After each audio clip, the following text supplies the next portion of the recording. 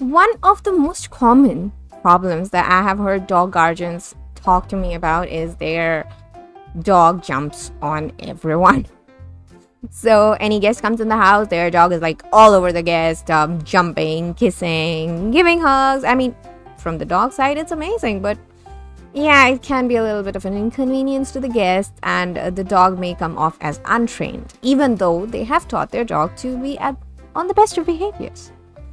So if you're someone who's facing the problem of your dog jumping on others, this video is for you.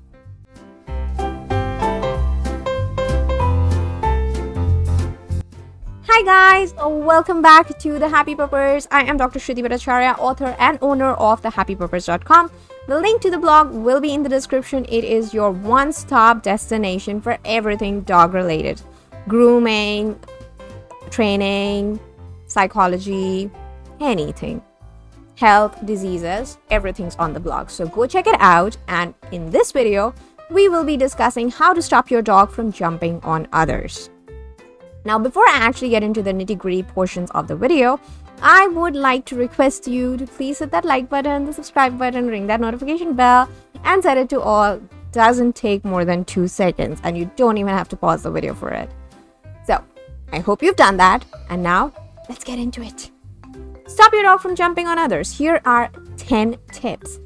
Point number 1.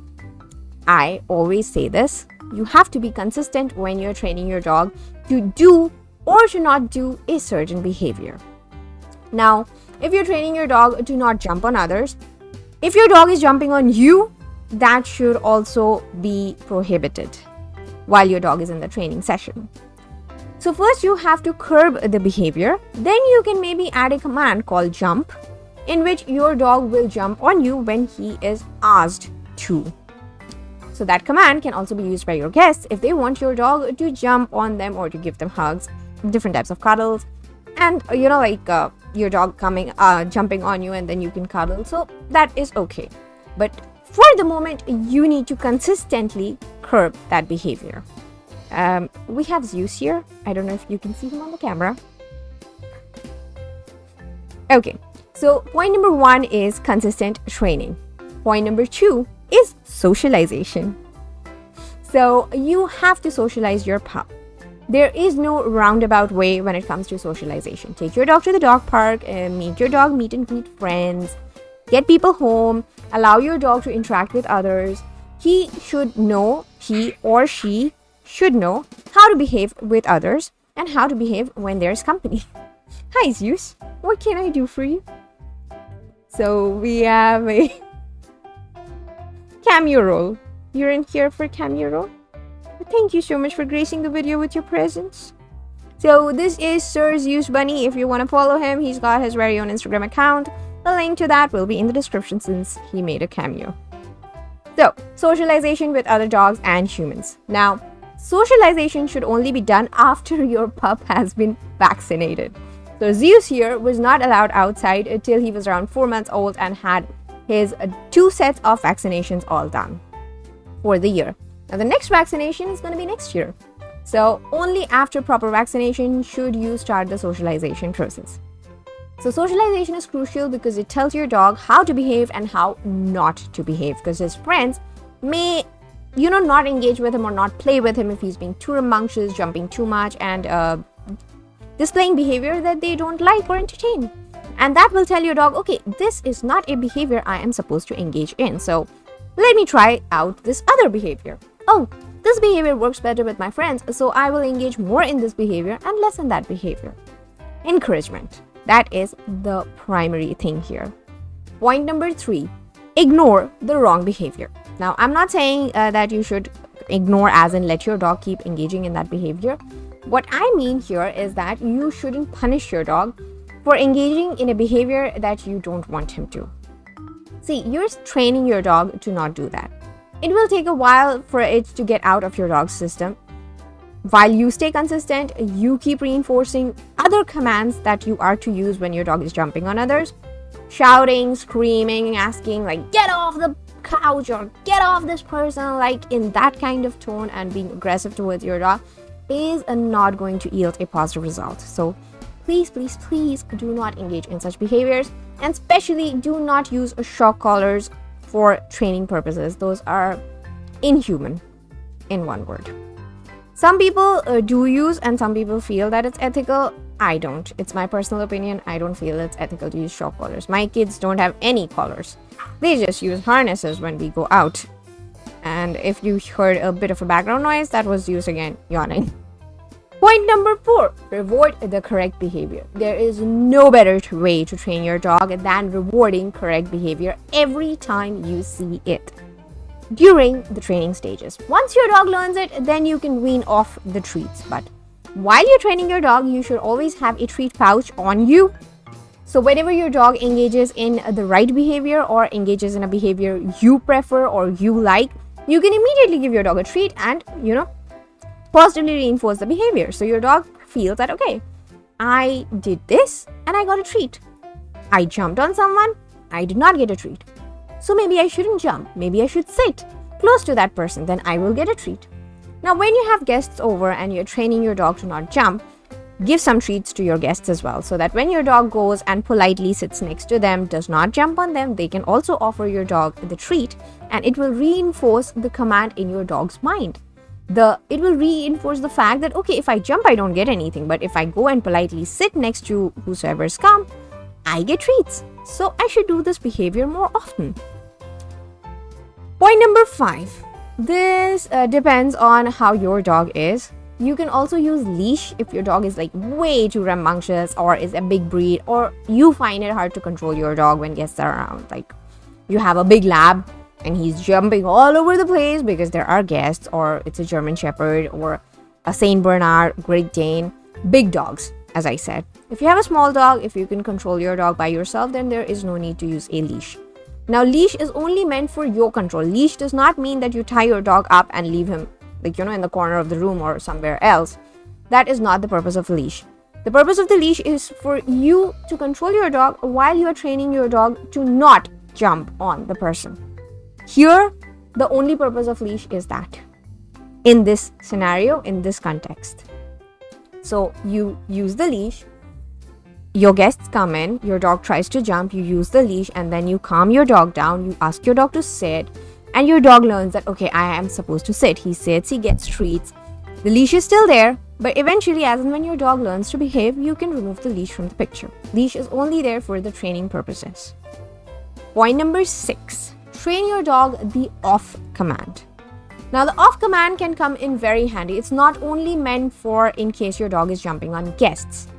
So if your dog is jumping on a table or gets up on chair or tries to climb places where he shouldn't, you can use the off command. Suppose your dog is trying to jump on this table. So your dog has both his paws on the table and is like basically standing. So you can ask off. Off with a hand command or without a hand command. You just like a non-verbal cue, you can add it so that in case you have a sore throat and you cannot actually say off, you can just use this and your dog will get off.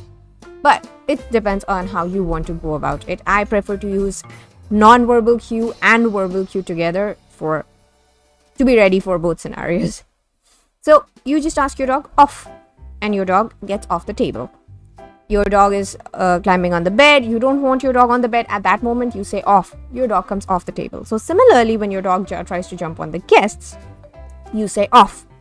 Your dog understands, okay, then this is not a behavior I'm supposed to engage in. I am supposed to get down. So you have to teach your dog the off command. You have to teach your dog the off command. And once your dog stops jumping on people completely, then you can introduce a jump command to train your dog to jump when you ask him to. Now, point number 7. Learn to manage your dog's excitement. Dogs are such sweet creatures. They're always happy, always excited. I mean, the levels of serotonin that my kids produce is like enormous. But when there is a guest around, their excitement can kind of get in the way. If your dog is high on excitedness, like too high, and is like in the zoomies mode, it will be very hard for you to control your dog's behavior with guests around. So how to control the excitement? Now, your guests in most cases, won't come home unannounced. They will tell you that they will be coming on so and so date, or they are coming in a few hours, or whatever. Once you know that, you got to make sure that your dog's energy levels are at calm and not at, the zoomies mode. Take your dog out for a walk, take your dog for a run, play with your dog, give him plenty of mental stimulation tasks to do, like treasure hunt or lick mats or food, those treasure hunt type, those food thingies that are available. Food mats, I guess they're called. I'm not really sure. So you can use those to mentally and physically tire out your pup. A good exercise, mental and physical, will bring that excitement level down, and your dog will behave like the ideal pooch, and your guests will be asking you, who is the trainer you employed for your dog? So, manage excitement. Point number 8. Train with family and with friends. Now, family is the intermediate people your dog is in touch with, like you, your spouse, or your sibling, or your mom, your dad, whatever. Whoever your dog lives with is the intermediate family. So you first train your dog to not jump on the people in the house. Then you slowly start to bring guests in, and then you train your dog to not display that behavior on people who come from outside as well. First with family, then with friends, and then eventually it spreads over to strangers as well. So you have to stay consistent, you have to keep doing it, and you have to just keep at it. Dogs learn, but you also need patience. So first friends, first family, then friends, then a larger social circle. Point number 9. Always reinforce boundaries. Now, if some place is off limits, it has to be off limits. It cannot be that, oh my god, he's looking so cute. For this one time, I'll let him walk over the table. Sorry. Your dog will not understand that, okay, it was a one-time deal. For your dog, you allowed. So you allowed. He's allowed to get up on the table anytime now. So if your dog is not allowed on the table, you should never be allowed on the table. If your dog is not allowed to jump on people unless asked to do so, he should never be allowed to jump on people unless you specifically give the command. It is you who is training your dog. So basically everything about the training process is in your hands. You dictate where the training goes. You dictate whether the training is going to be successful or not. So you have to stay consistent, you have to keep at it, and you have to continuously keep reinforcing the boundaries. Point number 10. What if you are hitting a snag or it's just not working out? What to do then? Get help. Ask professionals. Consult with them. If you don't want others to handle your dog, if you are someone like me who just has to train herself, then you can talk to them at least and tell them that, okay, this is what I'm doing and I don't know where I'm going wrong, but it's not working out. Your trainer may come, judge your dog's behavior, see your interaction with your dog, and point out where is the flaw. So you can correct that, and then you can get back on the road to training. Training is not difficult. You basically only need 3 things for it, probably. Amazing treats, lots of patience, and the ability to correct yourself if you are going wrong somewhere. So get help, find out where you're going wrong, and then get back on the training horse. Or if you're finding it hard to train your dog, then you can employ professional dog trainers to train your pup. If you have no idea where to begin with, you can obviously get help. No one's judging you, but get help if you feel that you need it. At the end, what matters is your pup. That is the only thing, that is the only creature that matters in this equation. As long as your dog's happy, you will be happy, trust me. With that, I conclude this video. I will see you next week in my next video. Till then, have a lovely, lovely, lovely time with your dog. And I hope you try out these methods. If you have any queries, feel free to leave them in the comment section. If you have any suggestions on a video, if you want me to make a video on any specific topic, put all of them down in the comment section and I will look it up and I will make videos on those. If you have any specific queries, put them down as well. Don't forget to hit the like button, the subscribe button, ring that notification bell, and I will see you, as I mentioned, in my next video. Till then, bye-bye. Take care.